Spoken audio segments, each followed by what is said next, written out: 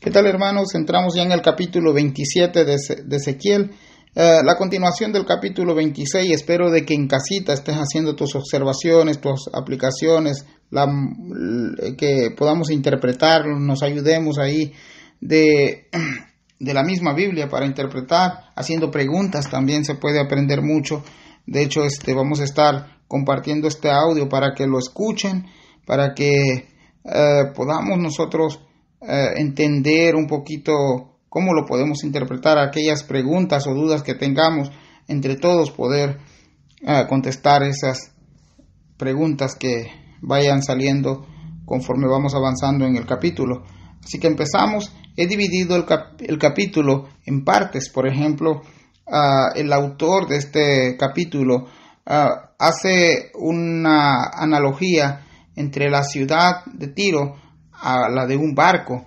Entonces vamos a estar usando un poco la imaginación y vamos a dividir el capítulo en varias partes. Del 1 al 7 le he puesto la ciudad o bien el barco, como lo hace esta comparación Ezequiel. Así que del 1 al 7 vamos a estar viendo la ciudad o el barco. Del 8 al 11 vamos a estar viendo los habitantes o la tripulación del barco. En el versículo del 12 al 23 vamos a estar viendo su actividad de esta ciudad o del barco. Y vamos a mirar también del 24 al 28 el naufragio del barco o bien la caída de la ciudad.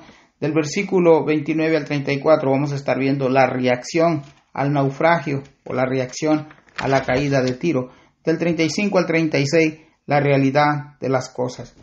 Así que vamos a estar mirando este bosquejo, este pequeño bosquejo que hice, y vamos a estar mirando también cómo esta ciudad llegó a ser una de las más importantes en su época y cómo la Biblia, Ezequiel inspirado por el Espíritu Santo, da una descripción de lo que esta ciudad era considerada en ese tiempo. En el capítulo de ayer te dije de que es muy probable que esta profecía esté por cumplirse después de la caída de Jerusalén. Así que entramos a la primera parte del 1 al 7. Leeré del 1 al 7, leeré del 8 al 11 y después estaré haciendo mis comentarios después de cada sección ya dividida. Vamos a leer del 1 al 7. Dice: vino a mí palabra de Jehová diciendo: tu hijo de hombre, levanta, enderecha sobre Tiro. Dirás a Tiro, que está asentada a las orillas del mar, la que trafica con los pueblos de muchas costas. Así ha dicho Jehová el Señor: Tiro, tú has dicho, yo soy de perfecta hermosura. En el corazón de los mares están tus confines, de los que te edificaron, completaron tu belleza. De hayas del monte Senir te fabricaron todo el maderaje, tomaron cedros del Líbano para hacerte el mástil. De encinas de Basán hicieron tus remos, tus bancos de pino de las costas de Quitín, incrustados de marfil. De lino fino, bordado de Egipto, era tu cortina para que te sirviese de vela. De azul y púrpura de las costas de Lisa era su pabellón. Interesante cómo el autor hace una comparación entre la ciudad a lo que era el diseño de un barco. Así que miramos otra vez venir palabra de Jehová a Ezequiel. El mensaje para Tiro continúa en este capítulo y vemos que del versículo 3 al versículo 7 nos describe la forma en que Tiro fue edificada y el valor de todos y cada uno de sus materiales empleados. Aquí una lista de los materiales que se utilizaron y la frase que al final de cuentas lo llevó a su destrucción, que fue su altivez y su orgullo. La descripción es como la de un gran barco en excelentes terminaciones que se desplaza por todas las ciudades costeras. Y de hecho el versículo 4 nos dice que en el corazón de los mares estaban tus confines, los que edificaron completaron tu belleza. Bueno, los límites de esta ciudad estaban puestas en lo más lejos de la mar. Así que te recuerdo de que estamos hablando de personas que se hicieron especialistas, se hicieron diestros en las embarcaciones en el mar. Ellos dominaron como ninguna otra nación de su época este trabajo del mar. Así que vamos a empezar ya a describir cómo estaba hecho aquel barco o la ciudad, de dónde venían cada uno de sus materiales. Y nos comienza a mencionar como hayas de monte Senir. Este monte era conocido también, mejor conocido como el monte Hermón, pero las hayas eran como cipreses. En otras palabras, era lo mejor del monte Hermón, lo mejor en árboles, la mejor calidad. También miramos que era una madera que se empleó tanto en la ciudad. Este material no era originaria de Tiro, sino que venían de exportación. También dice que venían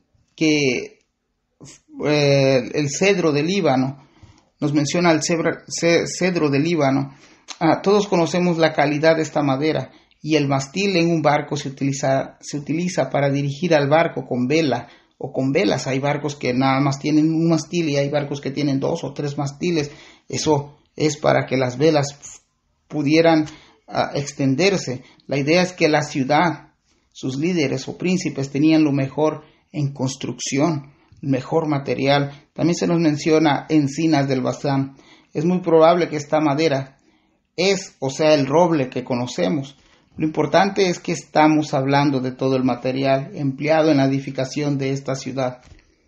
También se nos menciona pinos de costa de Quitim, también conocida esta ciudad como Chipre más adelante. Esto era para que las tablas de sus cubiertas o para fabricar los bancos del barco. Entonces estamos hablando de materiales, te decía, que son alto en calidad, de bastante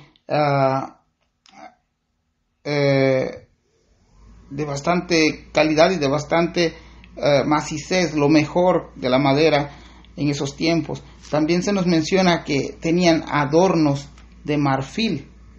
Lo insólito de este material es que se extrae de animales como el del elefante, del hipopótamo, de la morsa.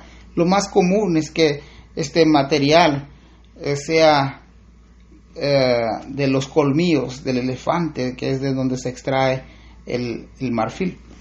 También se nos dice que el lino fino de Egipto, o sea, la mejor tela confeccionada provenía de Egipto, y ellos usaban este tipo de tela de lino fino. El azul y la púrpura de lisa también nos dice ahí cómo ellos escogían lo mejor de lo mejor que había. Lo que es azul y la púrpura hace referencia a telas de colores azules y púrpuras. Era muy probable que las costas de Lisa haga referencia a estas costas vecinas de Tiro, que se perfeccionaron en el negocio de telas y su fabricación. Ahora, hermanos, con todo este material y su calidad, Tiro se llenó de orgullo, se llenó de altivez, se llenó de materialismo, y llegó a decir lo siguiente. En el versículo 3 nos dice que dijo: yo soy de perfecta hermosura.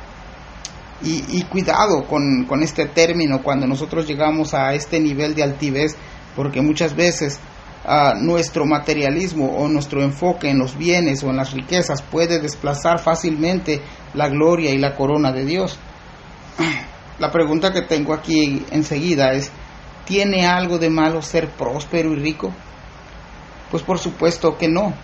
Pero cuando esas cosas controlan nuestra vida y todo lo que hacemos es pensar en mi grandeza, en mi fuerza, en mi talento, en mi dinero, en mis bienes, en todo lo que poseo, la altivez y el orgullo se ponen al mismo nivel del lugar de Dios. Entonces tenemos un grave problema. El materialismo, las riquezas de este mundo aparentemente han llenado nuestro corazón. Otra de las preguntas que surge aquí en mi estudio el día de hoy es que si tenemos solución para esto. ¿Qué piensa usted, hermano, ahí que me escucha? ¿Tendremos solución para esto? Pues nosotros no tenemos la solución para este problema. porque muchas veces sobreponemos las cosas, los bienes materiales, por encima aún de las cosas de Dios, nuestro trabajo, nuestro tiempo. Nosotros no tenemos la solución, pero ¿qué dice el consejo de Dios? Que es sabio y que es perfecto. Y la misma Biblia nos da la respuesta en 1 Timoteo 6, del 17 al 18 y 19, hablando de los ricos, aquellos ricos nacidos de nuevo. Dice el apóstol Pablo: a los ricos de este siglo manda, y ese manda es un imperativo, que no sean altivos. Está la primera parte de este mandamiento. Ni pongan las esperanzas en las riquezas, las cuales son inciertas, sino en el Dios vivo. O sea, nuestra esperanza, hermanos, debe de estar fundada en el Dios vivo, que nuestra riqueza esté conectada con ese Dios vivo, porque enseguida nos dice Pablo que nos da todas las cosas en abundancia para que las disfrutemos. Hermanos, ya sea que Dios nos dé lo que nos dé, Él nos da de la abundancia que Él tiene y nos la da con un propósito, para que las disfrutemos. Aquí solamente nosotros somos administradores de lo que Dios nos ha dado, pero nada es nuestro. Y continúa ahí Timoteo 6, 18 y 19, dice que hagan el bien, que sean ricos en buenas obras, que sean dadivosos y generosos, atesorando para sí buen fundamento para lo porvenir, que echen mano de la vida eterna. Esas son las recomendaciones que da el apóstol Pablo. Si alguno entre nosotros es rico y algún día se nos sube a la cabeza la altivez y el orgullo, que no necesitamos nada de Dios, porque parece que este es el caso de los habitantes de Tiro. Entramos a nuestra segunda parte, que le he puesto los habitantes, o si estamos hablando de un barco, pues su tripulación, del versículo 8 al versículo 11. Leo para ustedes y dice así: los moradores de Sidón y de Arba fueron tus remeros, tus sabios, oh Tiro, estaban en ti, ellos fueron tus pilotos, los ancianos de Gebal y sus más hábiles obreros calafateaban tus junturas. Todas las naves del mar y los remeros de ellas fueron a ti para negociar, para participar de tus negocios. Persas y los de Lud y Fud fueron en tu ejército, tus hombres de guerra, escudos y yelmos colgaron en ti, ellos te dieron tu esplendor. Y los hijos de Arbat con tu ejército estuvieron sobre tus muros alrededor, y los jamedeos en tus torres, sus escudos colgaron sobre tus muros alrededor de ellos, completaron su hermosura. Impresionante lo que nos describe aquí Ezequiel en estos versículos del 8 al 11, porque sus habitantes eran ancianos, dice aquí. Las personas que dirigían en esta ciudad eran gentes expertas en navegación, eran personas sabias, que eran diestros en sus oficios, eran artesanos, eran obreros. Estas personas eran hábiles en diferentes áreas de la construcción. En Primera de Reyes, capítulo 5, versículo 18, se nos dice que Salomón empleó personas de estas ciudades para labrar la madera para la edificación del templo. Además de eso, Tiro se convirtió en una importante zona comercial. En Tiro, en muchas naciones llegaron por negocio. Además tenía un ejército de guerra conformado por hombres de diferentes naciones, y estos la defendían con honor, así como nos dice el versículo 10, eran de Persa y los de Lud y Fud. Y aquí parece que nos está, en algunas traducciones dice que es Lidia y Libia, la ciudad de Lud y Fud. Pero la descripción de estas personas parece que ellos amaron tanto a Tiro que daban lo mejor para ellos. Eso de colgar yelmos, era de que ponían todo para defender esta ciudad. Tenía un ejército muy bien organizado, vigilantes en los muros, vigilantes en las torres. Todo este ejército de guerra formaba parte del orgullo de Tiro. Dice el versículo 11 al final: ellos completaron tu hermosura. Estos eran los habitantes, su tripulación. Ellos eran los grandes comerciantes de la época de Ezequiel. Pero vamos a mirar ahora su actividad y vamos a estar leyendo del 12 al 23. Dice del 12 al 23 lo siguiente: Tarsis comercializaba contigo por la abundancia de todas tus riquezas con plata, hierro, estaño y plomo, y comerciaban en tus ferias.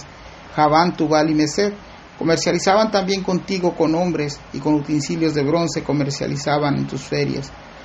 Los de la casa de Togarma con caballos y corceles de guerra y mulos comercializaban en tu mercado. Los hijos de Dedán traficaban contigo muchas costas, tomaban mercadería de tu mano, colmillos de marfil y ébano te dieron por sus pagos.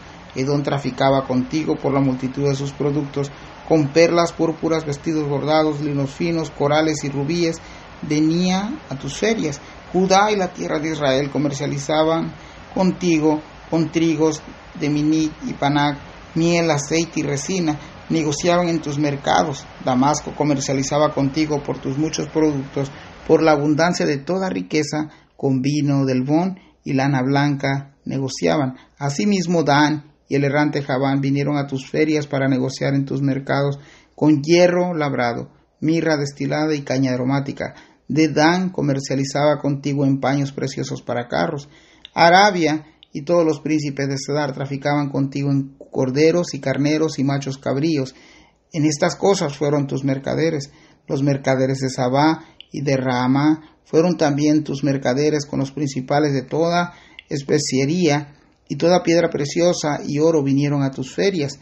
Arán, Cané, Edón y los mercaderes de Sabá, de Siria y de Quilmat contrataban contigo. Miramos, la actividad era sorprendente, porque con Tarsis vemos que se comercializaba elementos como la plata, el hierro, el plomo, el estaño. Con Javán y Tubal y Mesed se comercializaban esclavos, artículos de bronce. Con los de Togama, caballos, mulos, corceles de guerra. Y vemos un sinfín de variedad de mercancía. Con los hijos de Dedán, colmillos de marfil, y a cambio de colmillos de marfil ellos pagaban con madera de prestigio. Con Edom comercializaban las perlas, las telas de púrpura o aquellas telas azules, vestidos bordados, linos finos, corales y rubíes. Tenían una agenda muy amplia de clientes, y era un lugar donde, una urbe comercial donde se comercializaba con todo. Judá e Israel no fueron la excepción. Ellos comercializaban con Tiro trigos, miel, aceite y resina. Con Damasco también comercializaban vino y lana blanca. Con Dan y Javán, dicen ahí otra vez, hierro labrado, mirra destilada y caña aromática. Dedán, paños. Con Dedán comercializaban paños o telas preciosas para los carros. Con Arabia, corderos y carneros. Con Sabá y Rama, toda piedra preciosa y oro. Echamos un vistazo con imaginación y nos imaginemos esa ciudad como era. Aquello era una metrópolis comercial donde las personas de otras naciones, de otros pueblos, de otras ciudades venían directamente a comercializar a Tiro.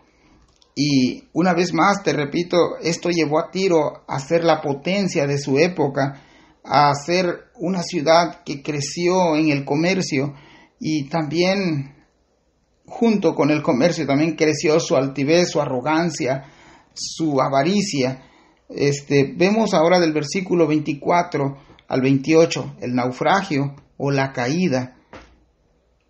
Entonces leemos del 24 al 28, dice lo siguiente: estos mercaderes tuyos negociaban contigo en varias cosas, en mantos de azul y bordados, y en cajas de ropas preciosas enlazadas con cordones, y en madera de cedro. Las naves de Tarsi eran como tus caravanas que traían tus mercancías. Así llegaste a ser opulenta, te multiplicaste en gran manera en medio de los mares. En muchas aguas te engolfaron tus remeros, viento solano te quebrantó en medio de los mares. Tus riquezas, tus mercaderías, tu tráfico, tus remeros, tus pilotos, tus calafateadores y los agentes de tus negocios, y todos los hombres de guerra que hay en ti, con toda tu compañía que en medio de ti se halla, caerán en medio de los mares el día de tu caída. El estrépito de las voces de tus marineros temblarán las costas. Y vemos parte del naufragio aquí se debió a que sus líderes, también como otras naciones, no le dieron la gloria a Dios con todo lo que hacían, más bien se hicieron sabios en su propia opinión. Entonces, su poderío comercial llegó a ser de esta ciudad una potencia económica de su época. El comercio fluía por las costas de Tiro rápidamente, creció en sus riquezas, así como su altivez y su orgullo. Eso los llevó al naufragio. En el versículo 26 vemos la soberbia los llevó a adentrarse a mar adentro.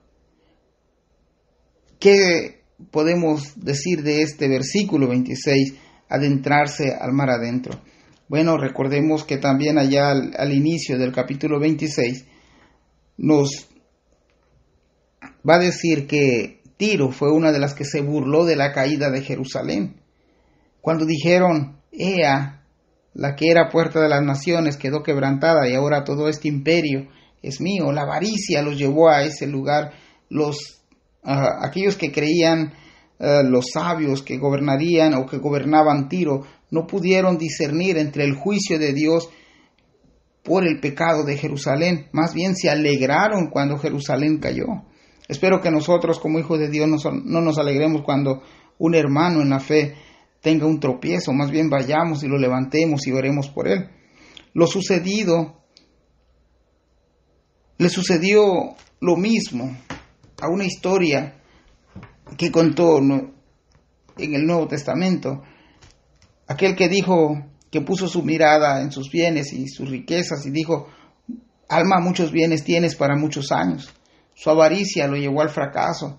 Todo su ejército, sus líderes, sus sabios, sus ancianos terminaron como un barco. Se hunde con todos sus tripulantes. Estas personas daban gritos de desesperaciones, pero nadie llegaría a socorrerlos. Más bien aquellos que miraban de lejos la caída de Tiro se volvieron espectadores aterrorizados.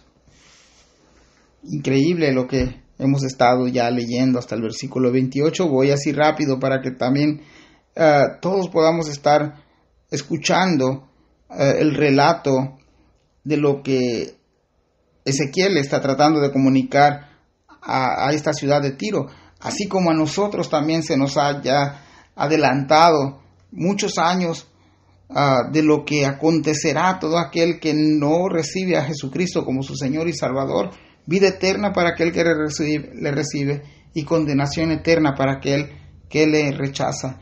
Ahora vamos a ver la reacción al naufragio o la reacción a la caída de Tiro, del versículo 29 al versículo 34.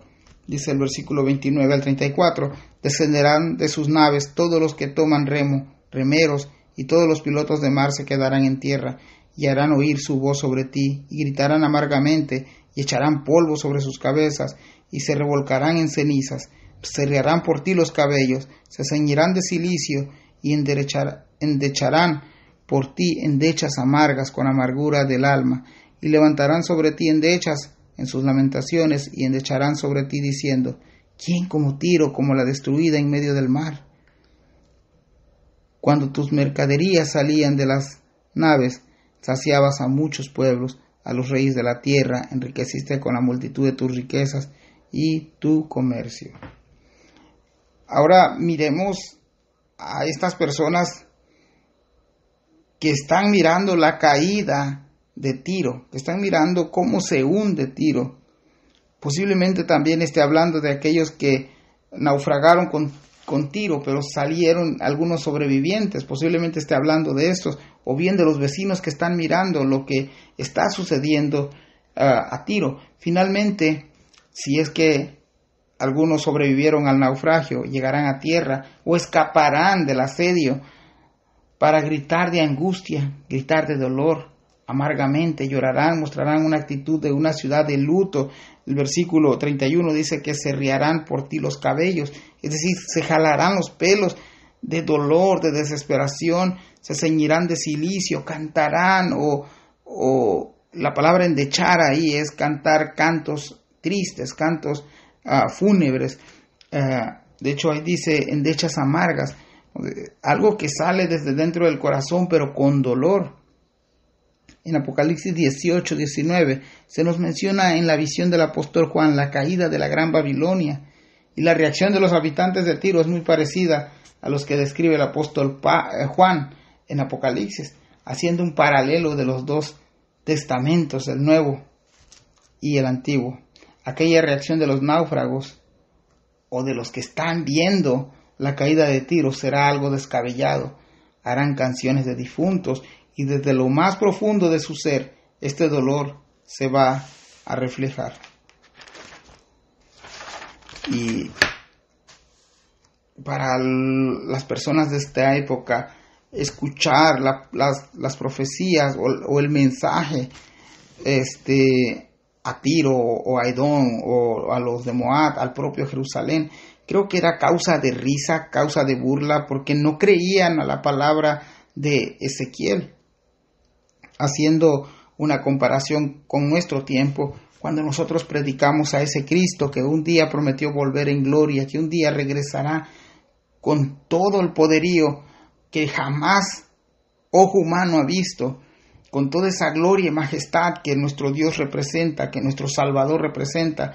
Cuando nosotros hablamos de ese glorioso regreso, mucha gente nos tacha de locos. Incluso muchas personas, muchos cristianos hemos llegado o han llegado a la conclusión de que eso no ocurrirá porque hace 100 años, hace 200 años se predicaba que Cristo viene y Cristo no ha llegado. Pero miramos que no es el tiempo que nosotros queremos, no es el tiempo que nosotros pensamos que es. Más bien, la advertencia ha sido señalada desde que Cristo Jesús nace a la llegada del Mesías, de nuestro Redentor Jesucristo. Comienza una época a la que llamamos los últimos tiempos. Y desde esa fecha hasta acá, 2000 años o pasado de 2000 años, el Señor no deja de advertir que viene un juicio, ya no para estas naciones que se nos están mencionando, sino para la humanidad, porque a todos se nos ha presentado ya este mensaje de salvación. Y el Señor tendrá que cumplir el tiempo cuando Él tenga que concluir esto, que solamente le pertenece a Él el conocer el tiempo y los sazones. Por lo pronto nuestro trabajo es decirle al mundo, decirle a nuestros parientes, decirle a nuestros amigos que un día Cristo volverá. Y si es que vuelve mañana, vuelve en 20, en 30 días o en 2000 años más como hemos estado viviendo, pero Él me encuentra sirviéndole, alabándole, haciendo su voluntad, somos personas bienaventuradas porque vamos a ver a ese Dios que testificamos y predicamos. Pero qué triste y qué lamentable será para aquella persona que escuchó y rehusó su corazón y le dio la espalda a Dios, y aún con todas las evidencias que Cristo nos ha dejado a través de los evangelios y a través de toda la Biblia, rechazar el plan de salvación que realmente es gratis para nosotros.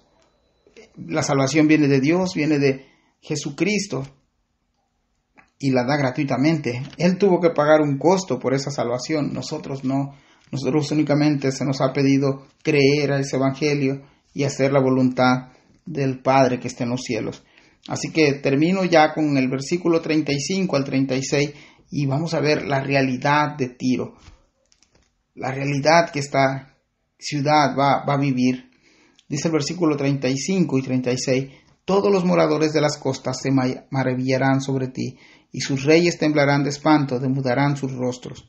Los mercaderes en los pueblos silbarán contra ti, vendrás a ser espanto y para siempre dejarás de ser. La palabra que se nos menciona en el versículo 35, maravillarán. Esta palabra posiblemente nosotros la hemos usado en un sentido positivo, cuando algo bueno se acerca o miramos algo bueno ya sea en nosotros o en alguien, causa asombro, pero la estamos usando positivamente. Parece que el escritor aquí la está usando ahora negativamente, pero si no le entiendes a esta palabra, lo que está diciendo aquí, que los pobladores vecinos quedarán aterrados. Esa es la palabra, maravillar ahí. Y sus gobernantes van a temblar. Sus rostros quedarán con una gran tristeza que nadie ni nunca jamás la habían visto. Dice el versículo 36, también los mercaderes en los pueblos silbarán contra ti, vendrás a ser espanto y para siempre dejarás de ser. Otros comerciantes se burlarán, y ahí burlar es la palabra silbar. Los que hablen de Tiro lo harán porque será causa de que esa ciudad tuvo un final terrible. Además de esto, esta ciudad geográficamente dejaría de existir o dejó de existir cuando esta profecía se cumplió. Esto de dejar de existir fue mencionado ya en el capítulo 26, versículo 21 en Ezequiel, para la misma ciudad de Tiro. El día de mañana continuamos con el capítulo 28 y continúa hablándonos más acerca de Tiro, y espero que hayamos hecho nuestras observaciones. Cualquier pregunta, hermano, que tengas, déjalas ahí en la caja de comentarios, mándame un mensaje. Si no tengo la respuesta, entre todos buscaremos una basado en la Biblia, obviamente. Y si no, pues vamos a estar investigando más. Esto fue lo que Dios ha puesto en mi corazón para compartir el día de hoy. Dios te bendiga y que tengas un día bendecido.